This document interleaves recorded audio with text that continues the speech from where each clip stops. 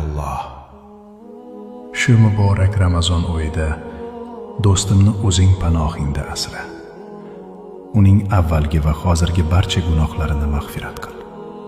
Bilganini ham, bilmaganini ham kechir. Agar qalbida og'irlik bo'lsa, yengillik ber. Agar yomon odatlari bo'lsa, ularni tark etishga kuch ato et. Uni nafsiga g'olib qil. Do'stimdan o'zing rozi bo'l. Qadamlarini to'g'ri yo'ldan ayirma. Ota-onasiga uzun umr, baraka ber. Ularni umra va haj ziyoratlariga olib borishni do'stimga nasib et. Uni hech qachon kambag'allik bilan, muhtojlik bilan sinama. Odamlarga masxara bo'ladigan holga solma.